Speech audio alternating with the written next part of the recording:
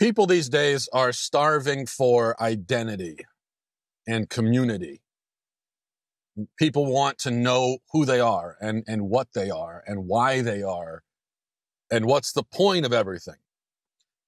So that's why it seems like every day a new community crops up, a new community or a sub-community or an offshoot of a sub-community of a community.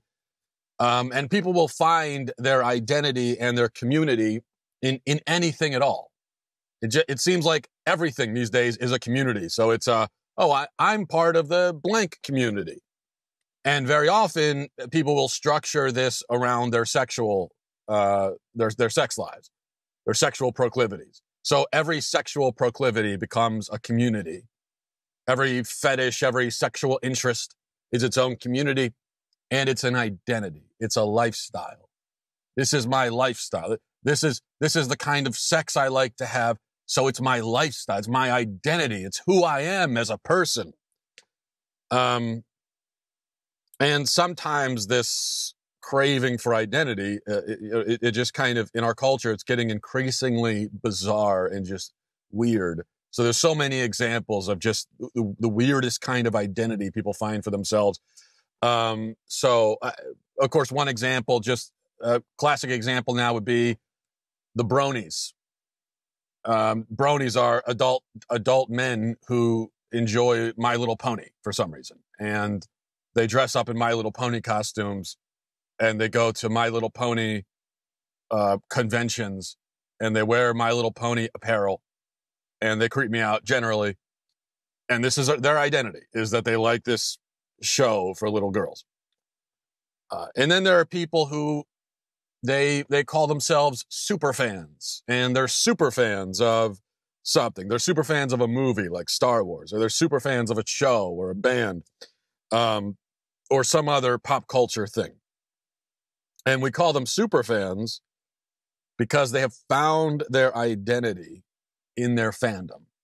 Nothing wrong with being a fan of something, but then we go for a lot. What happens very often is we go a step further and people are obsessed with this thing. So you like Star Wars. Great. Then there are people that are obsessed with Star Wars. And this is their life, is Star Wars. This is where they find their happiness and their fulfillment. They find themselves in Star Wars. So there's a new Star Wars movie and they're camping out for 3 days. They forget about work, forget about family. This is all that matters, is Star Wars. And this, again, it seems like every film franchise, every kind of whatever, whether it's Marvel superheroes or whatever, there are these super fans, these obsessed people. In the past, I have myself run afoul of the what the kids call the Bay Hive. And the Bay Hive, I never thought I would actually say the phrase Bay Hive, but I just did. The Bay Hive they're super fans of Beyonce. And so that's what they call themselves. And they just love Beyonce. They absolutely love and adore her. And they find their identity in her, in a pop singer. The point is, we have a crisis of identity in our culture. People don't know who they are, what they are, why they are. Literally, they don't know what they are. Because another thing is, I think it is otherkins is another thing. And that's, otherkins are people who feel like they're really animals inside. So maybe maybe a person is an otherkin because she's really a cat inside. So she'll crawl around and she'll wear little cat ears.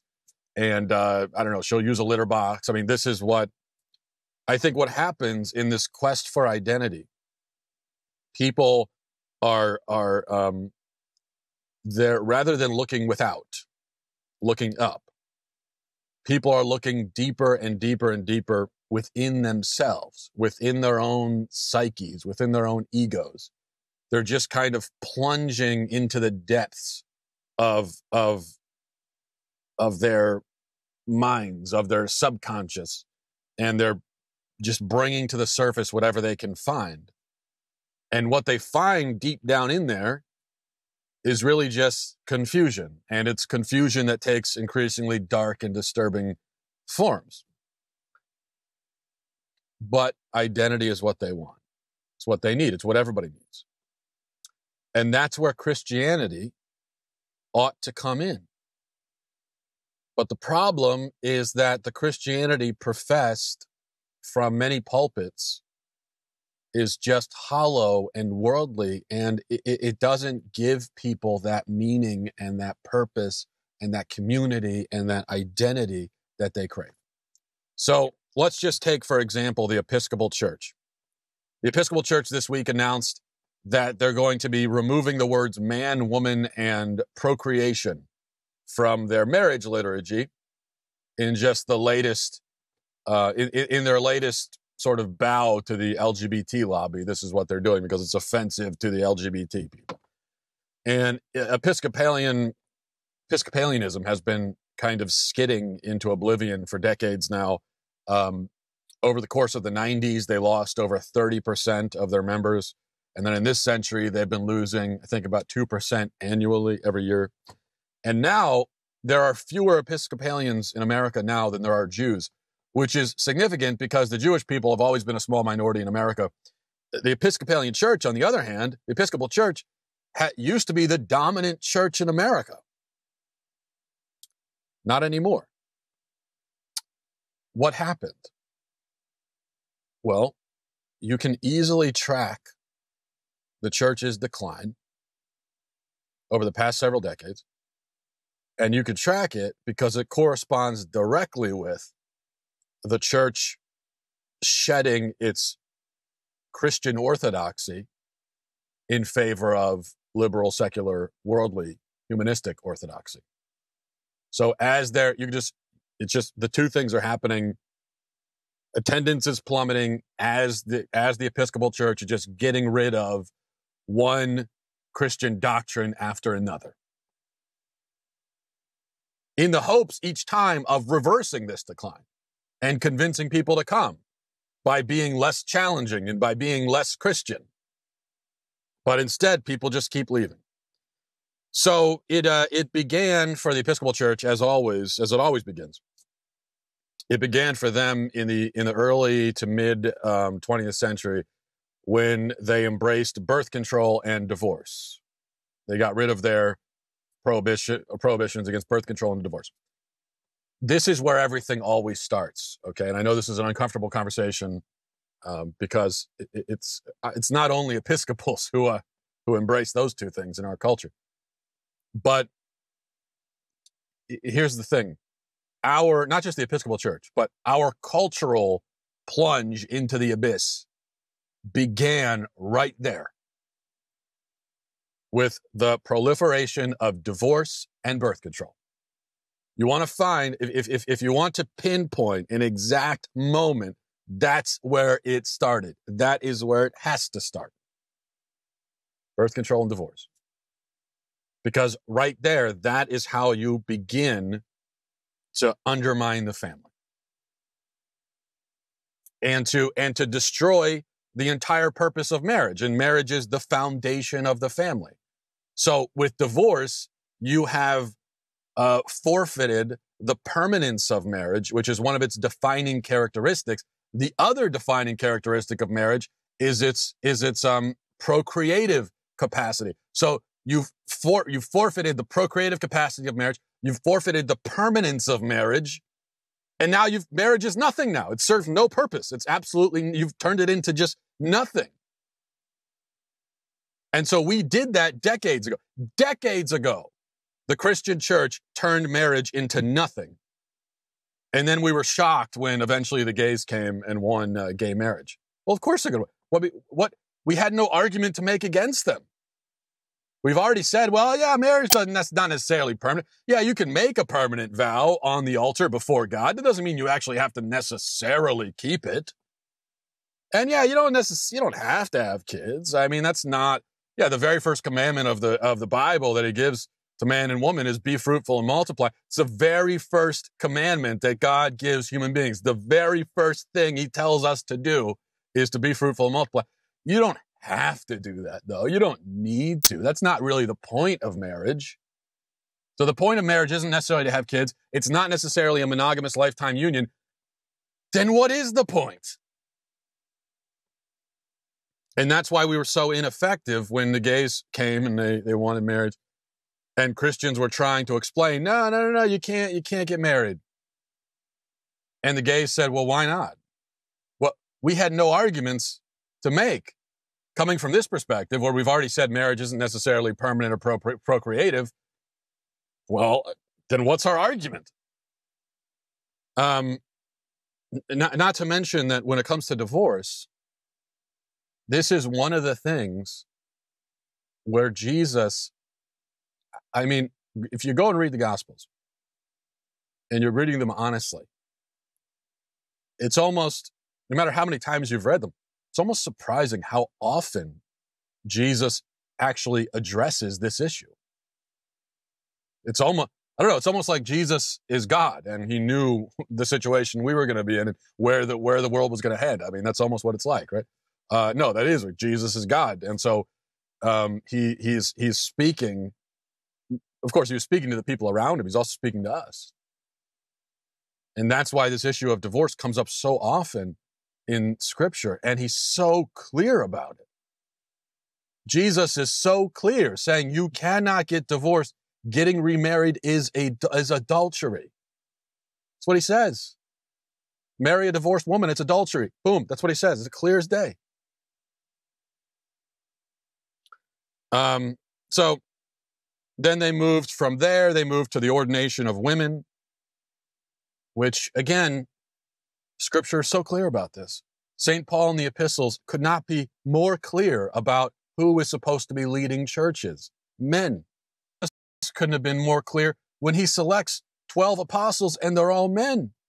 He could have selected women. He had plenty of women around him who point. What would be the Episcopal Church? Why even go? The message of liberal Christianity, whether it's the Episcopal variety or any other variety, the message of liberal Christianity is you're perfectly fine exactly as you are. Everything you're doing is fine. Make no changes. Keep up the great work. That's the message. Hey, it's all good. Exactly what you're doing right now. Just keep doing that. Okay? Yep. Thumbs up. That's the message. Now, a very weak person may be happy to hear that message, but they don't need to hear it twice. They don't need to keep coming back to hear it over and over again. All they need to do is hear it once, and then they'll just go off and live their life. They only need to receive that affirmation one time, and then they'll just continue living exactly as they were before, just as lost, just as confused, just as hopeless. The Episcopal Church, like any worldly church, has already given everything it has to offer. You go to an Episcopal service one time and sit down and listen to whatever nonsense they're spewing. That's it. That's all they got. They got nothing else to offer you.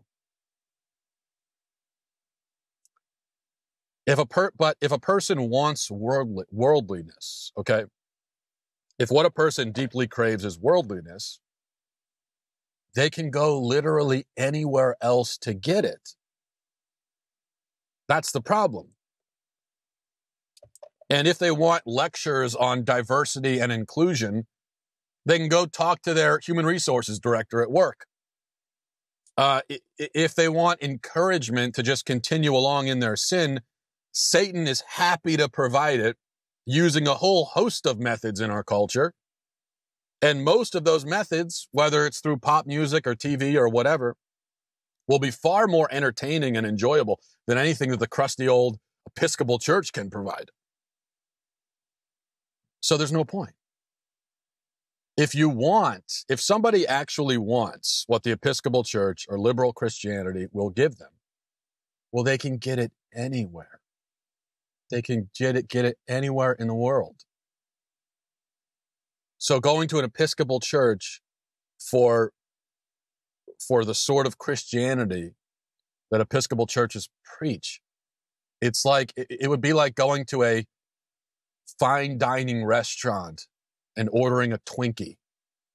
It's just, there's no reason. If you want a Twinkie, you just go to 7-Eleven. You can get a Twinkie anywhere. No, if somebody says to themselves, I want to go to a really good restaurant, then most of the time they want to go because they're looking for something substantial. They're hungry. They want something real. Okay, give me some real food. And in the same way, if a person wants something higher, okay, if they want to be rescued from the dreariness of modern culture, if they want to find their real and transcendent identity, if they want to be challenged, if they want meaning, if they want purpose, if they want a mission in life, well, then they have even less reason to go to Episcopal Church or any other similar variety of Christianity. Because it's not substantial enough. It's not different enough. It's not saying enough. It's not real enough. It's not asking enough of them. See, this is the great secret of humanity that progressive, inclusive Christian leaders don't understand. The great secret is this: religions grow when they expect more of their adherents, not less. Expect more. Be more orthodox. Have a message that's more at odds with the culture, that's more demanding, that's more challenging, that's harder. Those are the religions that grow. Those are the churches that grow. Religions thrive when they provide a lifestyle that is radically different from the dull, hollow, pointless lifestyle that the world provides, because people turn to religion for identity. And if all they find is more of the same, more of what caused them to go looking in the first place, then they're not going to be converted. So if a church wants to grow, and more importantly, if it wants to save souls, it has to have the boldness to completely, entirely reject the teachings of the world, to just act like they don't exist. That's the way it should operate. That's the way Christians should operate. That's the way a pastor or priest should operate. That's the way churches should operate. That the teachings of the world, the opinions of the world, the orthodoxies of the world don't matter. It's wrong. It doesn't matter. It has no bearing whatsoever on anything we do. And we do not care if how we live and what we believe is diametrically opposed to the world. In fact, if anything, we find some encouragement in that because we know how lost the world is. And if we were to ever look and see that we're actually lining up with the world on something, that would be a bad sign. People are looking for a higher identity. They're looking for an identity that transcends the world. And this is it's a natural human desire. Because everybody has this innate recognition. Everyone has this innate recognition that there's got to be more out there. There's got to be more to the world. There's got to be more to reality. There's got to be more to themselves. Everyone looks at themselves and they want to change. Everyone wants to change themselves. That's the other part of this. So you look around our culture and it's just people are, not only they're finding their identity in different places, but they're radically changing and doing these makeovers to try to change themselves. And sometimes in the most radical ways. I'm going to change my gender. I'm going to get surgery and change my gender. But even if they're not going that radical, it's still, whether it's extreme diet plans or it's this or that or self-help books or motivational seminars or whatever it is, or joining a cult or something, people are looking to change. They're dissatisfied with who they are.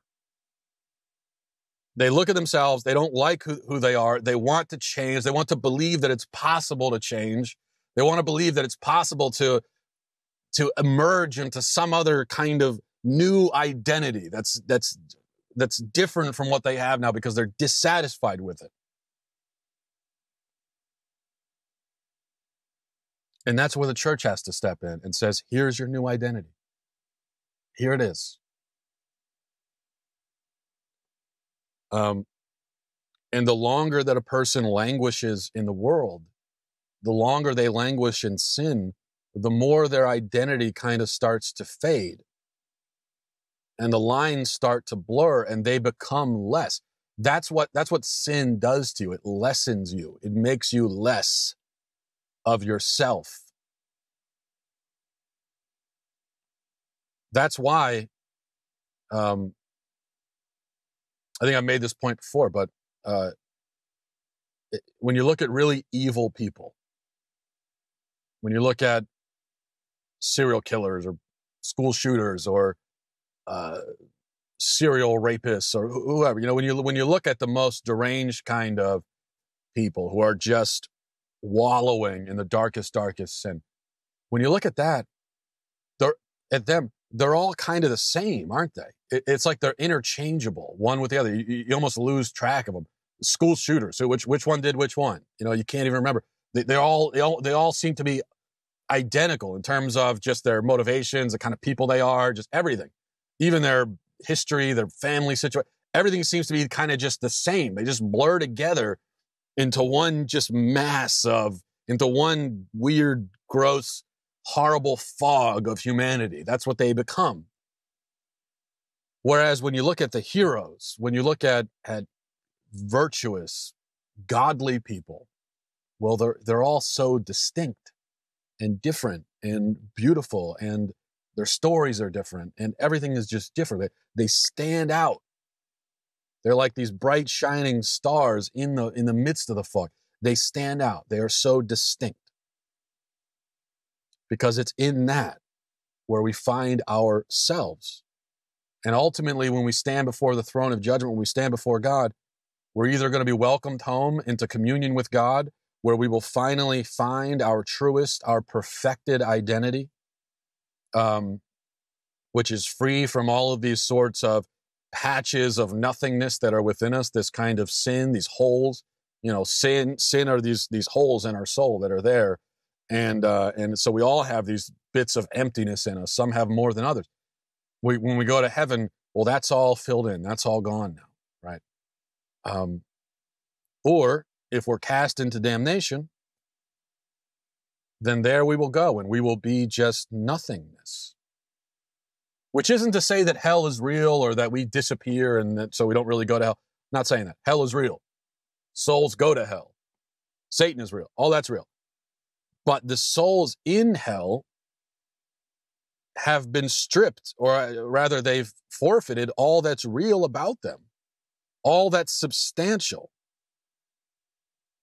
Because everything substantial, everything beautiful, everything distinct, everything real comes from God.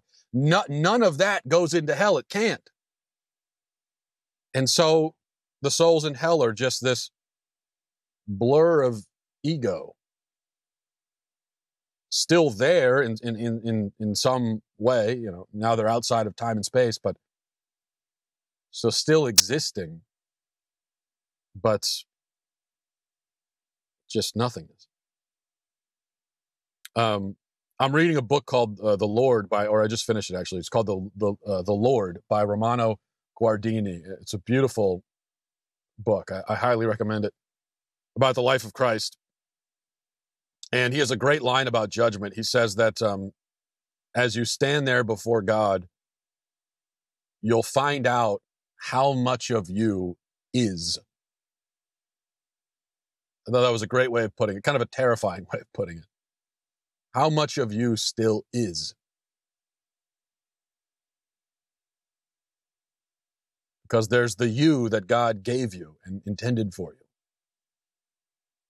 And then there's kind of the anti-you that you claim for yourself through sin. That which does not come from God.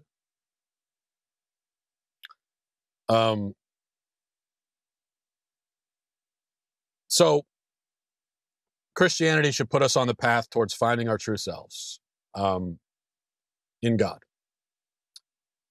But if it doesn't, if the church doesn't step up to the plate, then there are plenty of other places, then people will find that identity somewhere else.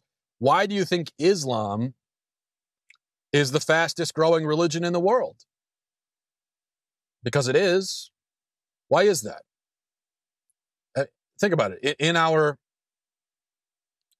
our progressive enlightened age, Islam is the fastest growing religion in the world. Why? I mean, this is a question that Christians should confront, and confront it honestly. I'll tell you why. Because it expects more of its adherents. It provides a way of life that is drastically different from the average. It demands total submission to its precepts. In other words, if you're going to become Muslim, you can't partially find your identity in Islam. There's no partial commitment. You're all in. Praying 5 times a day, everything. Total reverence, total submission.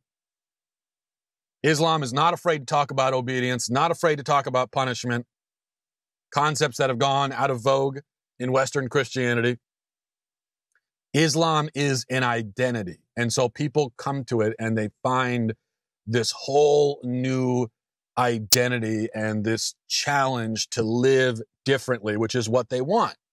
Say what you want about that identity, but the fact is, it is one, which is more than I could say about Episcopalianism. Islam is an identity. Being Episcopal at this point is just nothing. It's just being nothing. It means nothing. I don't have to go to Islam for examples. There are some churches in America who have figured this out. Some, they're in a minority. I gave a talk at a church in Wisconsin just a few weeks ago, and it was a very traditional church, very orthodox, very conservative, very. It was beautiful. I loved it. And you know what else it was? It was a young church. It was growing. I talked to the priest afterwards, and he told me that when he first came to the parish, the average age for parishioners was 70. And then he got in and he got rid of all the liberal reforms, all the fluffy stuff. He kind of started turning the clock back by about 1,000 years in terms of how the liturgy is celebrated. And now the average age of a parishioner is 35. Why? Because it gives young people that totally submersed, radical, orthodox experience that they crave. There's a point. There's a reason to go to that church. There's a point to it. It stands apart from the world. It's completely different from what the world is doing. It does not echo or mirror the world at all. That's why. So there's a reason for it to exist. There's something else people crave. They crave virtue. Virtue. We crave virtue so much, but we find so few examples of it in the culture that now we turn to superheroes. In fact, I was talking to somebody recently, and I've been in the past. I've made it clear that I don't totally understand this superhero obsession, especially among adults. I get it; it's fun, but just adults going to see every new superhero movie and just so invested in superheroes. I don't get it. I really don't. And something about it seems, well, I just don't get it. And I was talking to somebody about it, and they told me that they said, well, it's an example of virtue. It's an example of, these are good guys. And so much of Hollywood these days is all about anti-heroes, and it's about these kind of tortured people that are just kind of morally ambiguous. Think of all the every Quentin Tarantino movie ever made, where just everybody is bad in the movie. There's no virtue, there's no goodness, nothing. And he made the point that, well, with a superhero movie, say whatever else you want about it, but at least there are good guys and there are bad guys, and there's a moral distinction between the two, and they're fighting for good things, so that's why people like it. And I think that's a good point. But it's kind of sad isn't it? That people are so starving for examples of virtue and stories of virtue and sort of a defense of virtue, so starving for it that they got to turn to Spider-Man. They got to turn to Batman for it when they should be able to turn to the church. The church should represent that virtue, should defend the virtue, and challenge its adherents to live by virtue and defend it themselves. It should challenge its adherents to be warriors, to be real warriors, to go out and fight. And it shouldn't be afraid to say that we are in a holy war. We are. It may not be a physical war right now anyway, but we're in a holy war. We're in a war against the powers of evil. And there are a lot of them. And it's kind of overwhelming right now. And so the church should be saying, go out there and fight. There should be some of that militant. There should be kind of a militant flavor to Christianity, especially in our day and age. That's how you build a church. The Episcopal model is how you destroy it. So I guess we just have to decide which to follow. All right. Have a great weekend, everybody. Godspeed.